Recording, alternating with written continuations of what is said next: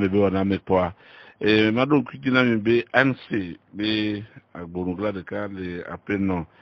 Manavi Isabelle amegavi emano te do Manavi ajena emile pour poso akodada be ononti fifi akemi gangbla di videre ya sami gbojile ka godo vile ni be aso biabia to alomere kapumo viaje WhatsApp na sodo le 92 00 48 48 nyabiabe kemi gangbla di vidéo fifi adeke dodo leido le miabo nya gbonbe ni soa ke poton kekele kane wa do lotene amobe nko hohore du potoba ko dadabe ona vini to so american foreign na sigbe dotomi be la non konayo ne du potoba ko dada leke mi hodo nyanye mate gboro nyawam kamo ekame donu kensi nya enu e obe kama ne de tobe na yeye chwe benyi candidat fifi a magbo me mu kamo uni cha parti politique benyi echa elate so be candidat leke be jure doa vo afike be kamle a enyi be 4e mandat ya peto fo nyasingbe le jawo ya ora kemi to réforme be nyaji so 2006 kemi signé APG yemi gbombe mila wonu an ko to wa welebe ke 2002 mais wa to 3 limitation de mandat be nya so mandat mi dade bajaku de to wa wobe fifia ya de cas les gars ont 4 mandats. C'est en cela que le problème se pose. Normalement, les constitutions avec moi en aucun cas mais peut marquer constitution yeye. Oh voilà, d'asipo mima ba trova discussion wa diolo. Voilà, et ya ni tuma efegwa de notement non efegwa de yento sobe nous ple. Be sokaka 2010 mais je crois hein que yebe sobe nous ple na et il faut limiter les mandats. Mais 2 mandats quoi. Mais il a sous de temps. Maintenant 4 mandats, 4e mandat fichia, c'est imbuvable. Et comme au matin le possible. Et il y a ni tout ça et vegoade kafla c'est adrin. Après toi fognon. Baso na kpode nolo. O nyamle gaso na kpode mu. Yinyadi. Voilà, kafla c'est adrin. Mou le possible be apeto de ko na nyabene le apeto fo nya singbe be tepe yemle wo leke be noa e malon pe de wari benade et toi ba no do kaka 38 ans quoi yen total e kaka 15 ans yebele wo fifi so pe toi be 38 ans quoi apeto fo nya singbe gbale to tebe la gba wo 10 ans so pe be 15 ans et le 25 ans et toi au 38 ans et toi là au 25 ans le Togo de Togo qui compte des milliers des millions de familles et tout ça ça dit que agbeto be nyenye ça dit be agbeto be nyenye ke mi akpata mi nyade nya le dibe ma puissant ici gbolo parce que essayer ya de essayer de mon essayer de mon corps c'est mon démon de popo essayer nya le dibe ma pour le fier à constitution là le ke nyam se go me doit de manyi ne ne ola apeto fo nya singbe de yebe 4e mandat magbate wo 4e mandat ke magbate wo 4e mandat mo le possible ça dit be essayer be nyako le bonso le dadebe et là weku de to tu sais il y a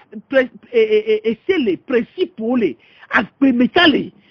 ye enu no so se ata yo so principaux ça yo so agbe ale ke be no na do de enu ameton kwata de pepe mo le démon na peto fo nya singbe fifitien ke mi le yave de bagba va togo to me ku me ba do pobe il a 4 ans 4 mandats après les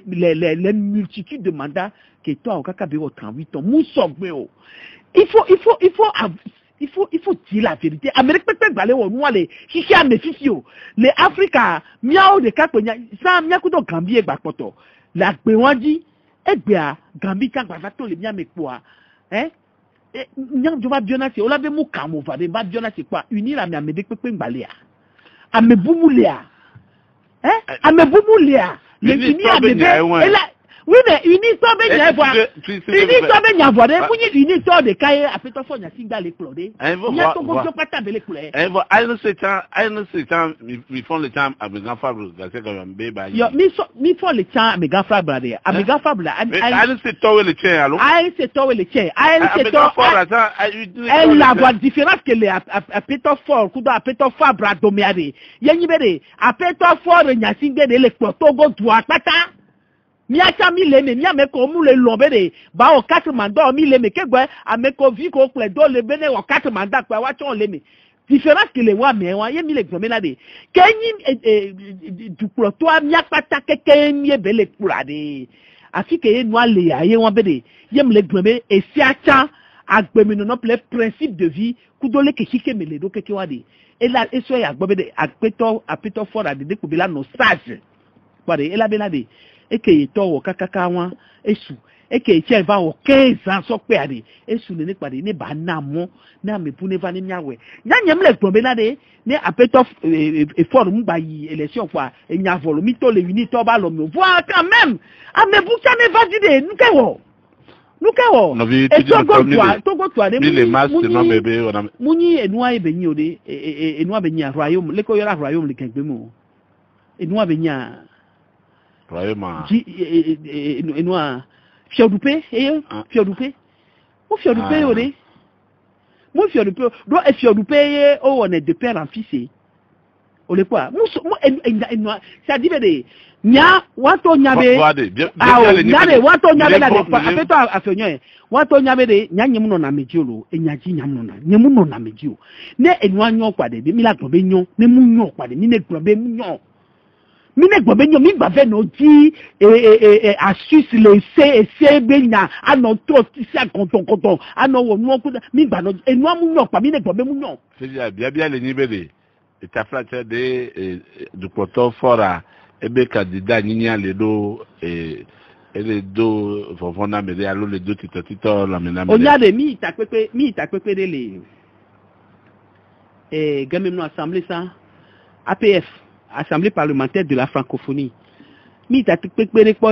mi atori o be wo enua observation et élection de le. La si be Kamalo gawan me ni alo Centrafrique ho jingba nya tukeme yo. Ye over le okon handu ade. Ye America le gnobe Africa be akodada ha fe na nani. Akodada ko tua ku akodada ke le hundia. Par moi le bien c'est de les scrutins fermés et les scrutins ouverts. Par moi le bien c'est de scrutin fermé à coup ouvert et n'y kema.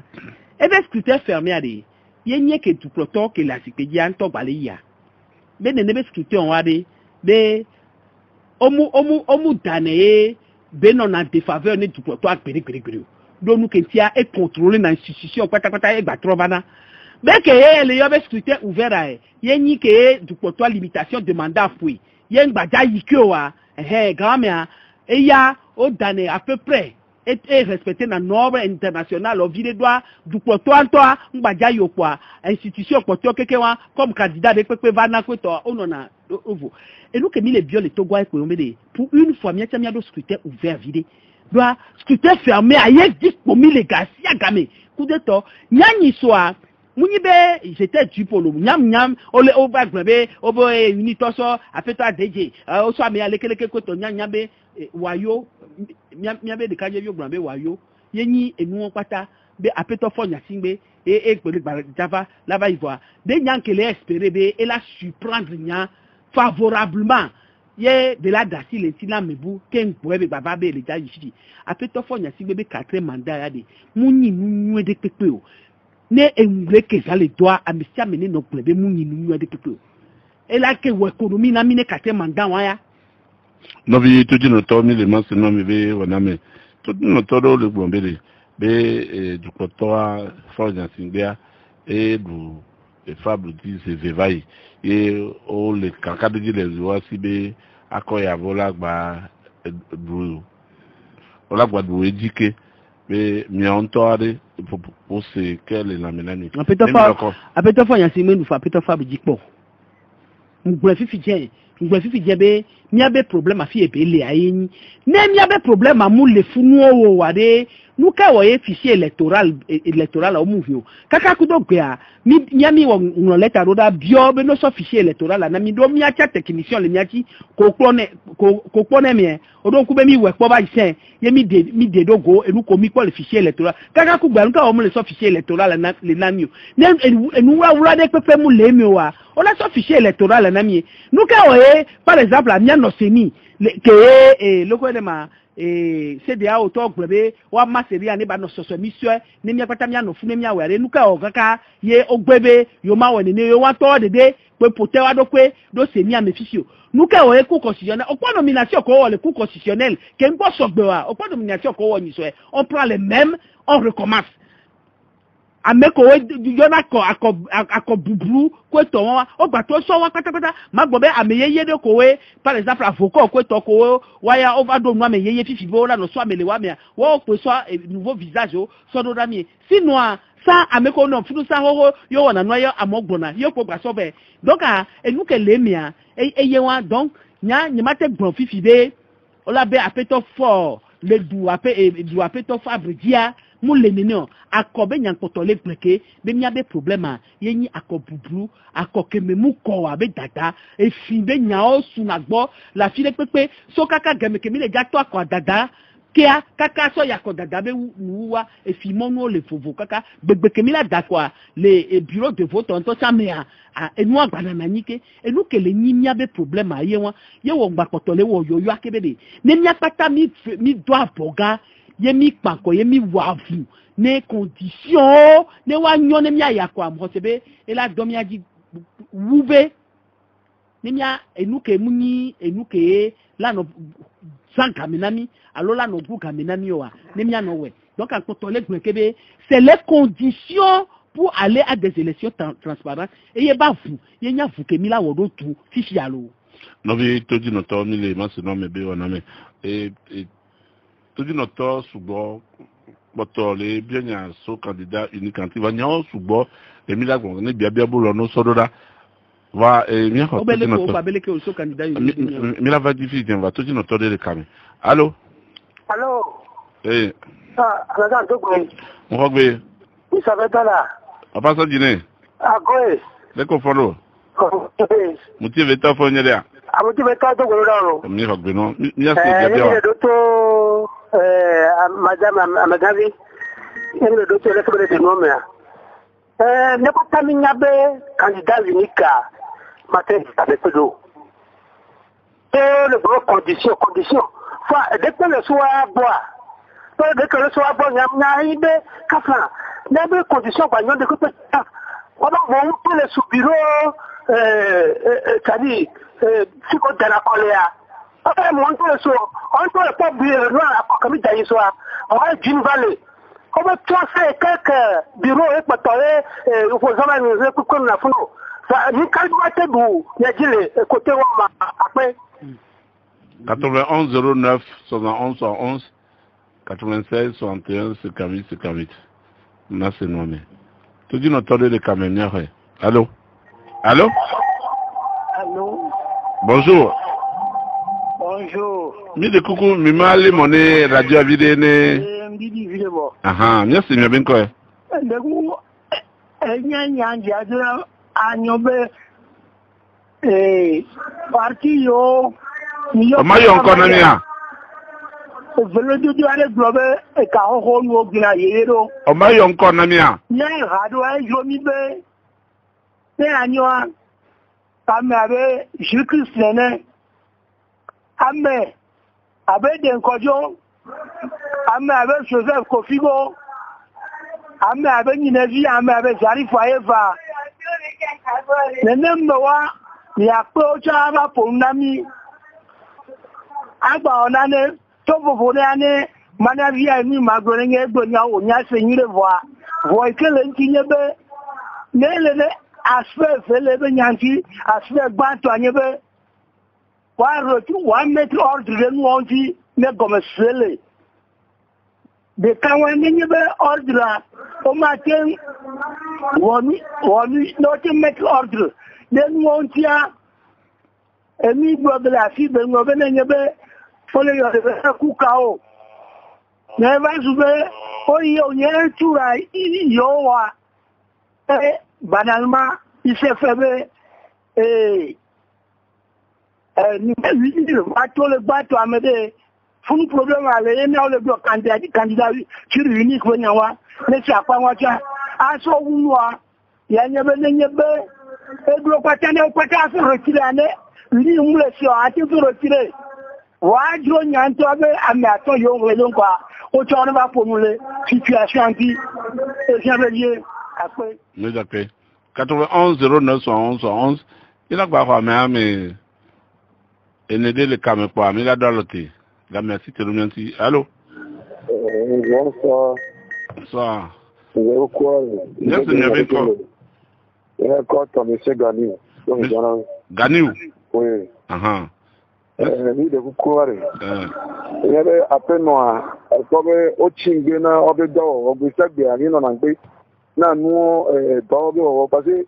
c'est ni de yan o mu jara odo enu o ke o mu wo ajira mu to ke ngba ba dapo be se agbe ni le jako ni le ngbe no o le gemi be se agbe ni du jawa ko ni meti donc mu ni be wo jara ko da pe awon le pe la no dodo nye to aji ke ngba ni ba no akoda aba no fa te pe o ke ni ala donc d'accord ni d'accord 91 09 11 11 96 61 58 Toji no toji de bole kamnya. Allô? Allô? Allô? Oui. Ni de kuku male monne radio. Ah. Bonsoir. Bonsoir. Ni de combien c'est encore oui? Amuzongi. De kuku le monne radio quoi? Amuzongi. Sophie quoi? Monsieur solidarité. Nyamia c'est bien. Ndo bene me ja fonyo, ndo pe pe no lo. Ni ho benani. Mbede. Et donc, est-ce que c'est une agomé à tout ma. Moi, il est chez on a beaucoup. Là, donc, je n'ai pas mis les doubles. D'accord, à mon laissé, on a mis quoi, bidi. Là, mais les bébés, va bidi. Et nous, quand le grand répond, là, on est que ton noir, c'est une accolade, là. C'est là. Bien le bon, bien le bon, il y a que le bon, pour moi. Nous d'accord 91 09 11 11 96 61 58. Moi c'est moi mais ni les kudo appelons Isabelle Manavi à Meganvi. Ni a tout dit notre à l'écran. Allô, le chef on Ndogbe merci nyamenko. Allô? Emia c'est encore oui. Allô ko ni sọ̀rọ̀ de. Doni so. Le ko de yo fon ile a. De femme de kuku encore. Oyo na mbona de agbanyo. Amenyo Sofika. Adido gomo. Ya c'est bien. Yo pe le do gbenya na mele. Yo. Ya no se sere ndo gbenya na me puta ka ahono Isabelle Manavi. Rock beno. Non, il c'est encore une des cours de développement que vous avez voyé à Nice. Quand ça tient à tenir un cinéma devant le cas, on a parti politique de petit. Bon, il y a des cas ça tient dans les Canadiens, une cas ça tient dans où joyeux. Et je vois ça encore. Bon, on est non connu, nous avons un dialogue, on va venir de Genauta. Wa le président parti politique de wa quelqu'un pas de pour le vedona o dakipo to go duave kadujim ke o so na wa lo ke nchi o so do ko bo le président o dakipo ya do do ya ko me se so ati ya ni ambe ma do ya ma do ko le ni chan bazil de ICA ya ma do na ni ati le puna winia le Martin de Gomen. Depuis 2013, le fichier électoral de Niaomea, au bon temps, mais dans le bon way. Même si on est dans le porteur, on va deux mandats pour le mauvais compteur à zéro, compteur à 4 mètres à zéro. Donc, le 2020, mais à côté, peut-être à des cas au regard. À un seul temps, non, on va aller. Ils vont aller. Et tu vas donner consensus sur le barreau et au bout d'accord quoi. Pour le moment, il faut les législatives qui vont y aller. 2015, bon j'avais j'appuyais pas dans il a et les coalitions de mais tout quand on veut le temps de qu'il y a des cas les cas voilà où on est le temps de et bien il y a des qualités résultats non doit bon il soit que tout les mis à les que les derniers les meilleurs et les législatives qu'on tout dernièrement année passée 2018 en tant qu'opposant chef de file d'opposition, à mon dos de relation à mon bon avec mon corps. Mais il a boycotté. À mon bon mon corps. Puis c'est pour son députation, et aussi pour l'élection municipale. Municipalité, on va participer. Si tu vas nous mettre à me coller opposé, il faut que tu vas les cadres non. Quand on dit à chef d'État, on va solution. Na constitution kudo institution be na oboa exclu amado exclu parti politique we be no bon po ko la tin no dialogue à pour donc à l'émission nous que va y a un signal le ni à titre na le puna petit vinia fora les deux milliards de liés donc quand c'était de la tour et ça va nous tagalo et la c'est pour de monde pour pas ça va dire donc maintenant c'est à eux les opposants je dis bien on a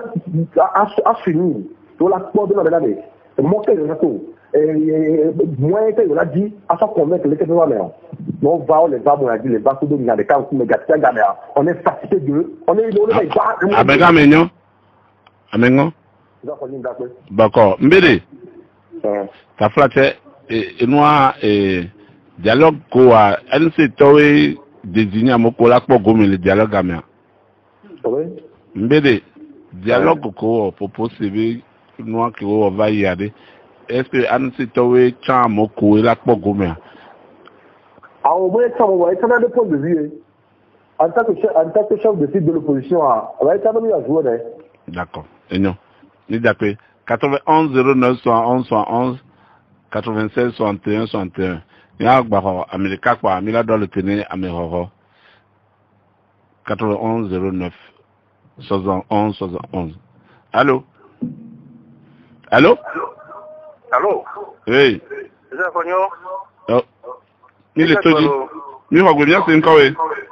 madoku nye biova to agwe biova agwe to Fonyo da o fo kekeke mi madiwa ma to na mi a fo no gabere o le do awon wa apoto ale no no mi o ya ti pe o je nyu bekina unir mo to le zozome o ne kuti koro wa mo via mo vire na wa o de kakla mo poteore ne mi akpo dirulula mi nya bere ainsia alonko et c'est le plus grand parti de l'opposition. Mais ne faut me faire mon McDonald's violenti ne n'y a pas que banara parce que unir à sur le basé le dit quoi unir à l'autre il me faut excusez-moi madame n'a qu'à m'excuser on a souvent orgueil vide le noir pour de dos mais unir profiter pour l'étouffer peuple là ta il n'y a pas oui le commis pas ça au dos on le dit de l'économie vide tout le monde pour on a homme on a mis à courir on s'arrête à mille one six channel sinon le cas mis à bojo avocat me l'a bojo na nilo akpo exactement mais le kama ni a dans le tenir à mes rôles camarades ni a demandé et après non Isabelle Américain Corneille so Canada et les Glombele be Américain Fabra be Eduna Diva Mleho et pouvoir et ouais be candidature unique et puis yo pobe lanyo kudo enyako enyavovo ko bonafia donti enyo gogo wano no kule donti ka la te popo na mi ale mi ate in video o nyare nyengbere kwekwe olo ngble fifi jembe enua de ko beti kona me sia me leke beti kone ameko le ponpodwa apeta fonyo ne ko beti konam chanwa ngble fifi jen be kase mandat wa ya elle est imbuvable si belle ko glole yo be menini mo sebe leke tikona mane leke ko tikona amisia me voir leke mi la wedo en face ne nous que mi doit enibe no sowo na ofifia kudo sia wonto we la nyane akumo le gada alo sopon le japwa jidudu ke yemi kpankwade leke ebe wona yebe leke mi aka mi awedo de batua yemi amilewo eve kwa mi muke mona mbede pepo to go to yade mi akata mi atoe ole kwa amede ole gbo fifi be akodada yi yade mu yenyi solution be mi a révolution mi ami gbe ore ni révolution la nani tonto le va mi ami gbe de pe o révolution aneva nenya akodada mi kodo parti politique mi ami ni be mi la tewe leke mi la wa akodada ne ba nyoro eye mbro fifi wa be de mi akata mi la nanyi ne mi akpanko et condition de no nyo ke mi ade mi ya enu ke la to so mi a ne mi akpo donc enu ke nyam le gboso enyantia eyewa funu ye mi ba mi tutu ba ke so dine ke so amuti via et poser problème de ke Georgina ma ele gbe ni so abo le gbe ko dakoba ya be bureau de vote gbogbo do le a be mi abe amo mu no bureau de vote o mi. Voilà, voici un des problèmes que Milate réglé d'autres toi. N'est pas d'autres décisions. Elle a pas bien, c'est nous présenter à mes circonscriptions que nous tombe pas quoi de. Ni aux candidatures les circonscriptions commune au Katamode. À Fido Léa, même déposer liste les founodé. Et quoi bien, on l'a quoi bien, peut-être bien, c'est nous d'autres les founos. Donc, miami dit mia donc quoi kaka afike mi ndo tetele amia wo afido le mi so mia ba me so PPSL to go be mi lo C14 mi to le C14 amiga me voir mi so mia ben ko so pe C14 be amero to mi wo candidature do tour afido we ye mi so yi élection afike be ya le be nya no toi ni nya no tout donc par exemple bureau de vote be nya ke be poser ya et nous de beni mi la te ko le mia no to bebe. Bon, qui y a des. Idawani nya vevere ke nya grombe ejedia le accordada su bobe nya to nya woni mi no na mi disa le to bureau de vote ta fratel le lumento ya la fidoa gado mi ami pona opposition be ntepe no to le kodo mo papa fonyo fi ye le grombe de ye de ka e fofonye ya de so ginia de e va enyakemle plan e to asi enyakemle plan dibenade. Au lieu que Milan Jovenot a pas d'obé candidature unique, nous les répondre une solution de quoi wade. Par exemple, mi ko nous yagbo be ewo ANC, mi ko be olefi leke namia me adodwe ko la sauver nya be voto le bureau ya leke ewo MPDD monsieur Agbeyo mebe ko jobe parti aha o olefi leke ku de to wade aha apo mo ne no fi leke ko to mo ko be mi wene ni ade ela nyowe wele be wa Agbeyo me kojobe candidat que le funa elle a sauvegardé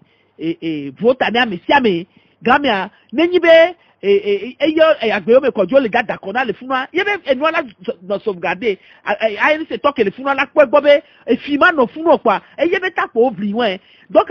problème wo wa yem le problème nadi yemi la no perdre mi abeta la kwa be de le ke mi la we do kaka condition ko o le to mi adio wade ne mi na be mi atu ebe mi aba boga dodo mi ne mi atu ebe condition yo wa ne wa do mi adi ne mi aten so ho enu gbogbo do le mi bureau de vote be nya ya mko be fofo nya to enu adi ube ameko over le glon enu abe nya be potonti ku de to apeto afonyo onya nye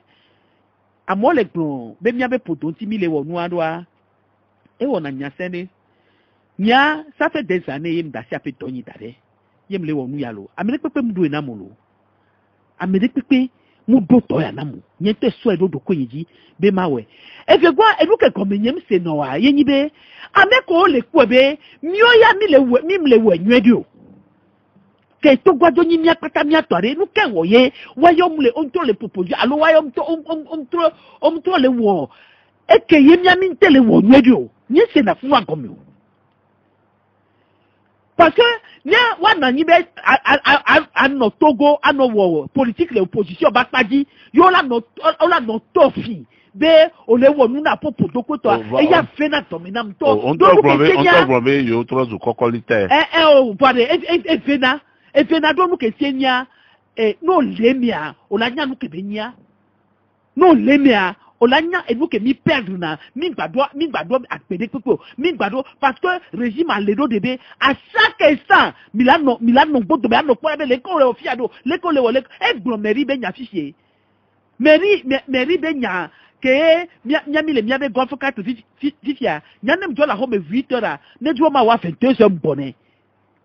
donc le ke mi awe kaka ye etumefio le ko ke no so mi le funwa la nyon ku de ton développement mi la pegbo le ke nuo le parapara so o la toi e ye mi one so ganyi mi ne mi joa sangawo gawo efe kweto ye mi adobe to mi gbona ba home e ga enyi ke o mi le po mi ave podo gbade e ga enyi ke o ye mi do ça alors mi le du et nous que mi le du ça le mi ba home ke gbe mi va le wo ne mi le gbronya do wa de nde kukulo e won ya de no de to le mi parce que agbeto mi achamini e chile mi asi e fenato o ma so do ko la so safo be ya wo ne tu me vi no ame gbogbo do le a o yi sukulu o nya ho ma ku de to wa o bobo na ile wa ba home o bobo na ile wa be dogbo ame pe le vi o we nya de pepo de voilà na mi aso edo doko jibe mi awafu parce que etu ami pata mi atobeni ye o mate mi mate nu me kwa me do la no tafu mi kaka kwa ye mi aponu no po yo so do wa doko jibo ye o la ba no gbonya yo wa e defu vide mi anu ke jibe ma gbonya yin be a eni se ba me de pepe re mu he mo na me de pepe be a me si ame ne so be susu ba de ne mi awe ne ba do mi pata mi aja ye mi ami legbo na mo po be mi mle we nwedo wa a o ta susu ke la si wo to de do go vala de do govane miawe ube ano enua radio ben gbodome alo ano WhatsApp ben gbodome kwa ano knunya ke mujo do da mo kweto wa be ndekuku yelo mudekuku be amone tote ne nebenua ne enuke benyi yemilawo yemila yi kogba ne mi patamia mais o le ngro bebe régime ke mi dongo kwa wato no kwa mu ko onada etu si anu la moti égale wati enu on le pouvoir là il y a plus de 50 ans amega muzuvi ebio nyade zande ya ebi yo so solidarité va que nya blonya nduba so do amega connect ke ngona mi su Canada ma bredo amuzuvi ele kombede be fabra edunati kasia kame va on sona enua eti dudu ane o mo amusuvi egbon amusuvi am poser question de ko egbon be togoto be ele wona eti be togoto mu le se enua gomo amede egbon be fabra edunati va on sona pouvoir ne mile mi so nyawa amebo chon blebe amega de yo me tafrate be edo base bon da ni no pe egomi be kadodo to ke no na wa domia be iya be ni iya edutia ola soni don ti ko la teno okobena de nyare enu enyonto mle senyonto kaka bab jona sibiri nko ture ne régime ya yenae togoto wa o fa pronanya do garumo o la va yido ko me kaka la va no bio se bina enu fifia enu ko le plon wa gomenyi le ko ye gomenyi fifi be obe unir ne so candidat na opposition. C'est ça que ça veut dire. Parce que non les gofifi be Fabra Dunaji ka chaka me o muso nene loi. Donc be agbeyo me ya eno wa dome eno wini to dome ça yentia be ne yaba o la so pouvoir la sonner. Ça veut dire que unir la et les dit là son pouvoir sonner candidat que yen to la choisi ne noa et nous kamo le dit là bona mienwa mudibe no de gomme mia senyode do wani be communauté internationale Bouletio, be communauté internationale, le dit Fabro, agbeyo me a déjà mo le communauté internationale, yenta no donc la communauté internationale et la va dit candidat na mi fifi. Le Togo, si vous voulez que Togo to va dire candidat né français on né yo amo le tibi agba e nya bi boto anye le segom e fe gwata ti kaye sojo wa o la no be aso pouvoir da so da pe yo me vo ma no be aso de Fabro gbedo ti ke sojo va no pourquoi monsieur agbe yo me kojo ale yo gbon ni be ne ya ye va yo la so pouvoir aso nepo nya be ce régime tel qu'il est là mu le di agbe yo me mu le di Fabro mu le di ame de pepetion voix ne Togo vio yo le di fabre ne Togo vio le di agbeyo me Togo vio we la wobe ame aleke yo le di le wakpa ko dada mais non seulement non d'accord voir le qu'on a protégé akwado kakaye ameke yo Togo vio le di be ba klo yo wa ne ba nya me wa yo la yo le o d'accord voir be la klo wa eye nyinya enyare munyi nyi be o le di be wa so pouvoir so na me ya coup de to aore ne o le dira so pouvoir so na media o ma gbato so apeto force so do da ni so be bagbaba o kase manda ore nyamu nya fi ke mi mla na nyi kwa mi ku na toye o kwa evo ne u ke kwa mi ba de na nyoto ke nya cha no be le bio se cha o ma nya tale nu o ma nya fotile nu fi ke yo noye o gbobe ankwa est-ce que le dira so pouvoir so na gbeyo me kojo vo ma so ne fabro ora so ne fabro vo ma so na gbeyo me kojo fiko boboale yo pleneni o ye ti tade ele ne le nenia gbe mi gbajo d'accord pe ore mi gba d'accord ke ore apeto fonyo akoya ke mi ja davi ya milia be nya eda ye gbelo nenyi be tobe unir la choisi candidat na mififi candidat ke bere ja so pouvoir na unir to we la choisi na mififi grand mi gbajo d'accord ke o ne 4 milliards yo le gazana ko ya benya no jo so 4 milliards be tu kondi wa so be tu sukulu wa so be domo wa so na agde to akpede wa ti wa so dagba ne unir gbajo no me candidat boué na vi toju no to alors egba ne unir la choisi candidat ne opposition fia egba hia be gba d'accord ke non me ame akwa bien nya fi dia be le Togoa mi gba dana connaît président ke o donc abe unir e nommé na opposition toi ento choisi na for nya singbe ne ento be te fi ele ba nommé ame bu le opposition me kwa evwe ne nya gbata nya ingogbe ne on gba no gutan na me de pepe ode d'accord ne nya to le no le nya to le ponu poade no pepe me ne nya ko le gbabe e nya mu le tepe o mu vivi se seton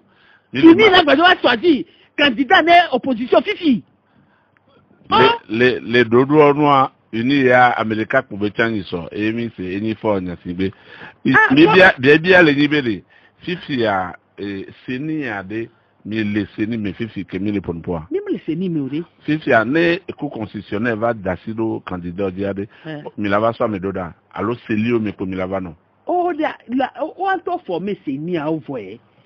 o former seni a vonu ke mi ba le seni so yin be opposition be parti ko le mi aka kudo adi wo le me ona ti gbe MC Dechan ho dans la filete ma nyanyi mba nyaw wa mi le seni so be ka retirer amobe ya ko dada be nyabe le ke no le yidwa no wo nyamanya wu nu be ya yimba le processus amu donc ay de do ko to le me de ba mojo le seni kudo to mi nko nyale ke jie ye be le tutututu haro mi nko confirmation so wa gbo haro nyami mi le seni ode wa enu ke le mi anyi be nyabe délégué o do droit là no bureau de vote candidat be délégué là no bureau de vote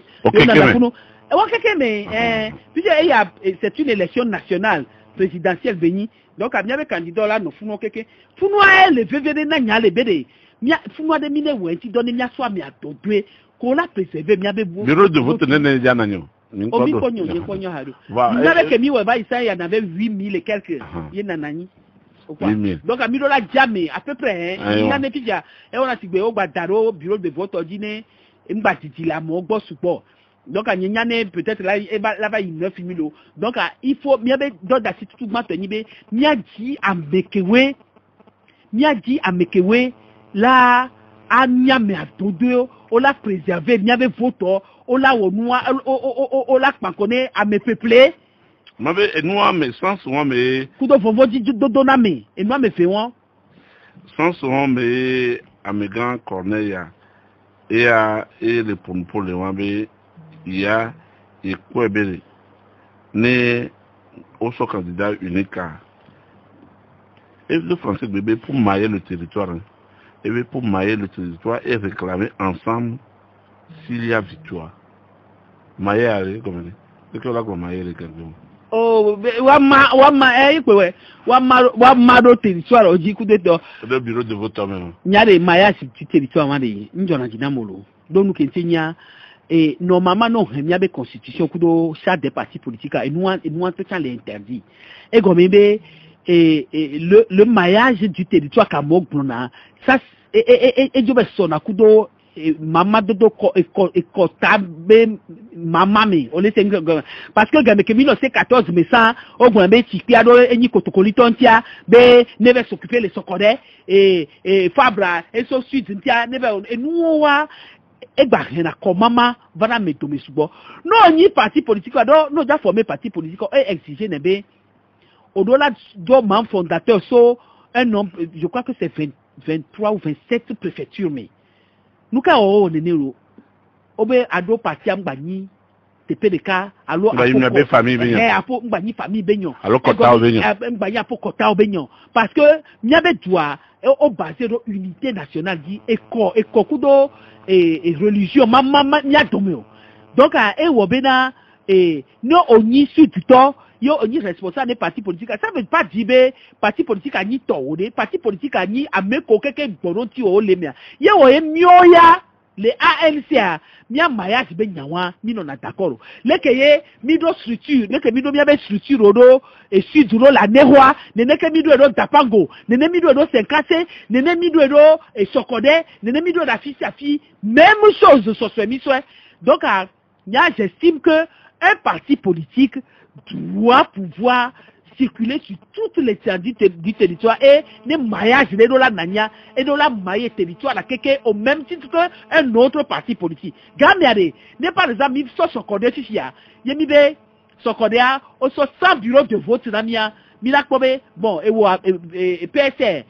pour candidat Léi. Et wo ANC pour candidat Léi, et wo MPDD par exemple, pour candidat Léi. Bon, si c'est mais quand on y kaleto le mia pas nya meton avec candidat mais les sokodeo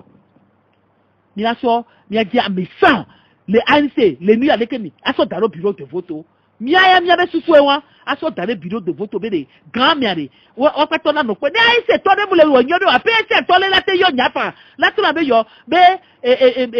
madame Amegavi mi avait vu ya kebiso dans le fia voilà nous kebele wa ainsi de suite ko de to ne mia yo mia jedo kaba nya ne nyankpo wa si mariage be noa ko le bobe et o so ane ho pa be o to la ne ho o so sokode be o do le sokode ku de to wa et nous c'est très dangereux et yo na be communautarisme c'est interdit dans notre constitution et l'interdit les mia be si le ke ne pas ta milate wedo ye le Togo doit pas muni lomé beleo Togo doit so le lomé so kakaso iso le tankase so isenkase donc ale ke mila wedo ye afio pata keke nya ba lo opposition ba lo ba so afio pata dia nene mila wewa nene nyam po ebe mila wewa si mariage ko le gbome o so afide kwa o so ave o funu be noa nyamu le mina nya ni olo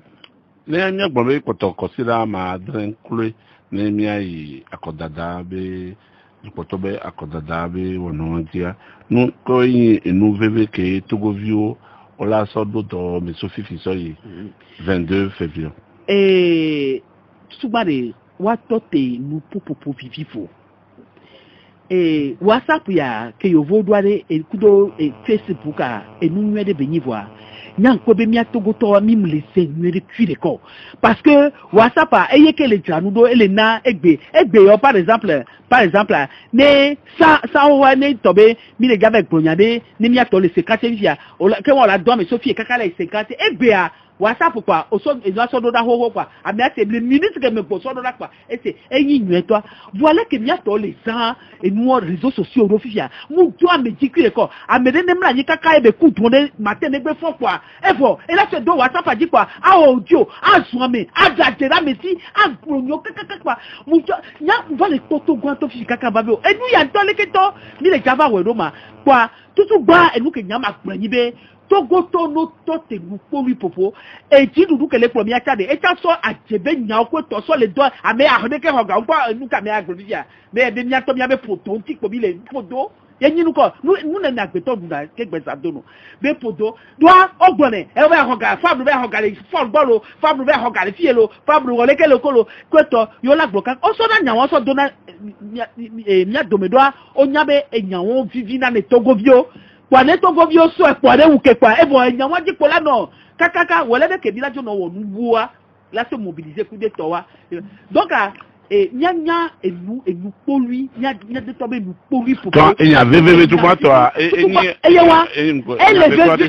vv de todo nous ke tiare enu obe wa ele gbojo ami o le quoi ameke e mu sen wu le politique me coup de toa ko ve to nya won gbogbo ni kwa e gbojo ye ngbaja ve dakon to chon do o te gbogbo bo ye je dakon to chon ne ku to o ne ame won gbale ya ye ngbaja ve dakon to chon ame do be nu ke ti o so agbeyo me ma ye me jave do ame do be nke ti o so fabru ma yo le jave do na me ko be o me je dala gbeyo me o me do ame ko je dale be o nja dale fabo wa to me do re me ka we le jave dakon fio e so godo o la ba no bi o do nu ke ti enya le nya gbo le fia abstention et ni na nous gbogbo que les vivi l'opposition va pas dire unia et va mo ko to be danako quel que soit l'issue o be danako fifia nya bien mo ko o le gbon bi fifia amelo mu ho abekato bon par exemple et nous les socodé ko da le ko de ma local à Niçois il y avait près de 68 000 et quelques inscrits à mes 28 000 de ko d'accord à mes côtés a mes côtés et nyabu ke bale VVD ni be Jean-Pierre Fabre pour on to jon pour ça abe ke mi funa mo be on gba ve ngon ko ani so ko jo ngon ko o be machine on le globe a me cuiton puis verrer pour le si tu amo konte ngon ko ade ameko gbogbo do ve ngun la quoi monsieur Fognon et nous que les dona wa yin bi na de bon chiffre que nous officiel 68 000 inscrits 28 000 28 000 d'accord action pata nene avec on met d'accord mais que onyo c'est les gens de l'opposition avec on met dans la connaît opposition ouais mauvais d'accord donc il y a fait quoi que magbonné on tente nous pour lui pour pouvoir y bede a monsieur amener d'accord là et on doit là des nkeke gbogbo de fiafito de nkeke de kala un jour pour le propriétaire plusieurs jours pour le voleur, un jour pour le propriétaire. Gambi Towade, au monde TV, yo danakone et noir et Adama Barossa, au mousson et nous, au monde et au monde d'accord là. Kéa quoi va jouer, yo va bono so pays, ne va so coup de Towade. Gambi to kwa to so be d'accord. Et nous que to la kwa me amisa me kwebe, apeto ya jamais, que ye amene pepe mu susibe et la joa. Et jo le funu ebe. Que be va be afia kwa de agbava le ko wa o amine be d'accord le gbo susume ne mi be d'accord le gbo susume ye mi atami wo mi abe dota si ke nyibe mi aso ame adodo so daro mi abe bureau de vote ne wa sauvegarder mi abe vote le bureau de vote kwa de ne ke o gba be fi kan wa mi ade e la nya glonami e la nya wonami wu be wa va no so chiffre nami be afi ke 100 000 inscrits là be à mes 25 000 ko ebe d'accord ne o be po be na de à mes 25 000 won ko d'accord ni to de ye ko be ni yo odo 90% le funu wala be ke opposition to gba ko dada donc anyake magbonam à mes pote o ni be de non to jine enyakeye opposition to glona wade ne wa be we kwade be ma wula soke enu yade ma no ne kaka la wenu la e la gonu ke to jade e jona du ko nyamo popo la novi to jona e la vogere ka ni le ma se no bebe wona me mi globe ko constitutionnel la e kapopo ko mona lo ke ko gbana o la dasi amoko nanko ni du poto ba ko tadaija o la dasi beji la gbonbe ame o kekea yo po be wa be homo o sogbe o le o je sigbe ade ke se no agbon ne bo apogomi gapopo wa me a o la dojia o la dasi do amegan Jean-Pierre Fabre de candidature à Tchangi. Amen. De Québec constitutionnel là et que java na akonta gawan me ade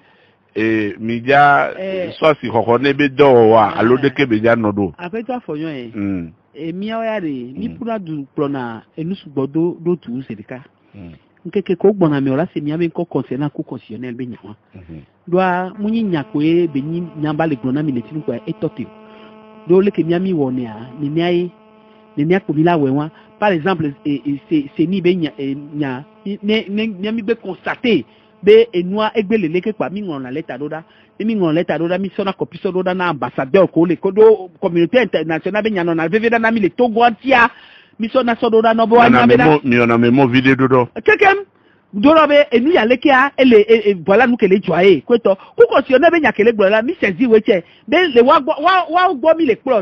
pla isi o le lewe be le wa gbo le France par exemple si sia de o la tv ku constitutionnel ni 9 membres pourquoi o la be so set kwa o la be korom o la to korom be nya gbogbo we le be pompo onu o ma o yo vo to nye wa cha o nyale ko le wodwa o ko donc ma gbo be ku constitutionnel be nya wa mu de to be Togo vio no nyabe kukide le coup constitutionnel anti bo amuye gomenyi be ke mi gbe plan bo kwa mi la ve mla ni la dan lo yo lo no vi to dino to game asite do mi anti e nya brombe ila ni bia pata ke mi la woni apino manavi Isabella Megavia kengbe to baso nyakibela so we no ale mi tiri kame ebe ne ve mi be mi i deuxième tour ade be da sika milano. Oh, miami gwembena nous que mis les candidatures uniques à ben premier tour à monsieur amené ratisser large. Deuxième tour à mia pata mi à monsieur amela se rallier do candidat de l'opposition que l'État est. Et il y a les clairs mi gwen ne ke mi gwen ça les local ben ngamen gwen officier. Ben mila nongo dominer moi. Ça c'est la discipline. La discipline républicaine, ben, n'est premier tour. Il y a monsieur me ratissé l'âge, à monsieur me doit, au bref, il y a maillage du territoire. Ni va contrôler au vote ethnique, ben, ya, et contrôler la. Et Américain connaît à être on doit et de gomelobé, ni, surtout, on dit, et globé, et ras, soso, si vous avez que milliards. Non, so, Américain, candidat unique à. On l'a pas mais faut pépé si bien ko blana on l'a no bureau de vote à moi ko on maîtriser zone là donc on dépend des candidats uniques coré si bien tu le cas ko le mien les gens sont pour bébé nyati veve ke la blana to ko bio ma gbo me mo conclusion to tan bo ye ko ni be Togo toade no va essentiel abo no dasi et nous que mu le février wa nya be ko to no dasi o dare ne mi va essentiel abo e fe go tade akobe nya de ne mi gbe no be de ami de kwa de no ve de ne nya pata no de voire nya pata mo pe no nya pata nya ntine nya sauvegarder do nous que tiare ne o le gbobe o be d'accord fi Peto Fabra moi Peto Fabra fione e wo ke be d'accord na Peto Fabra ke go fi e wo fi tutuba ke go ma gbobe a Peto Fabra o ba fi je portia donc no be d'accord sauvegarder pour akokoda ne bia nyon be et nous que la toso mi ane ba toso melo ma wula venia nu nyade mo nu popo le enti e kakare di la si c'est la foi que Togo be tu yade ma non ne kako e ma ube mwala ba kekperikade mi la poto 3 eye kwe doa ma un to do hihia ne toto mbone koko be ye wone mkia esandona ne atimua evakuna ne ojiagbetoa ele kaka esi kaka evakuna ma un to do hihia ne toto nous kero e bela gbe toto so ba Togo toto e la va Togo le ke bela va do eye ko mi no ye tia mi gba o be ma un to gbebe il a va garder me si be fiafitone ni mi gba va wo be ne be va govo toto baba so mia gobe nyawe nae mi tenyi dominer toto lo egbenye jani gwe mi dapene apeno manavi Isabella Megavia ne ben medero mi dapene toji noto mi dapene amoko yo gbogbo de so beji onronu do da mi wa e biabia ojo di one no vide kwa enabe mi yo amisia me be nko apeno Isabella be enu medero ojo khona game alegbegbe enabe ninte wo enu kekente wa nyako kekenkora amisia me bia o ntidodo sante ko etronsi de wona ntinami nyinta million be Ferdinand Afonyo mlebio tododo nyode na mi de wona potako gbanam